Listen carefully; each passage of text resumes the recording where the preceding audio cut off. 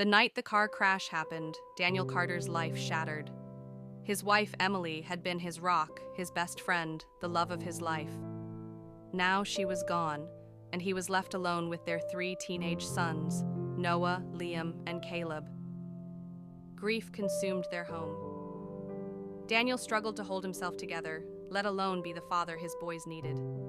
For months, their house was filled with silence, only the occasional sounds of muffled sobs behind closed doors. But time, as it does, kept moving forward, even when they weren't ready. 2 years later, something unexpected happened. Daniel met Olivia Hayes, a woman who had also suffered loss. She had lost her husband to a heart attack and was raising 3 teenage sons of her own: Ethan, 18, Ryan, 16, and Jacob, 14.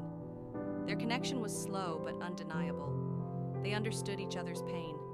Their love was not built on fiery passion but on shared grief, mutual respect, and the desperate need to rebuild. When they married, blending their families was challenging. The boys clashed often, trying to adjust to their new reality. But when Olivia gave birth to their daughter, Sophia, everything changed.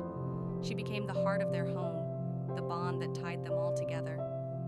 For a brief moment, it felt like happiness had found them again. Then the cancer came.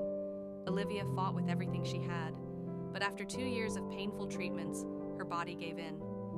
The night she passed, the house fell silent again, just like it had when Emily died.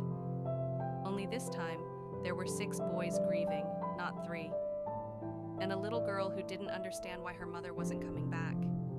At first, everyone stayed under the same roof, bound together by grief.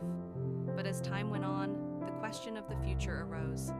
Ethan, Ryan, and Jacob were not biologically Daniel's sons. Their legal guardian was Olivia's sister, who lived in another state. She wanted the boys to move in with her, believing she was doing what Olivia would have wanted. But the 3 brothers refused. They couldn't imagine leaving their sister, Sophia. This led to a painful, drawn-out custody battle. The court had to decide who Sophia would stay with, and whether the 3 boys could stay with Daniel or be sent to their aunt. The once close family became divided. Arguments broke out in court, and at home, tensions rose. Sophia, now 5 years old, was caught in the middle. One night, as Daniel stood outside her bedroom door, he heard her crying. "I don't want anyone to go away," she whispered to her stuffed bear. "I just want my family to stay." It broke him. The next morning, Daniel made a decision. He called the lawyers, called Olivia's sister, and called the judge. He told them all the same thing. He wasn't fighting anymore.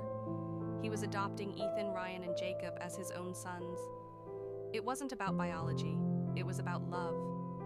When the adoption was finalized, the tension in their home melted away. The 6 boys, once stepbrothers, were now simply brothers.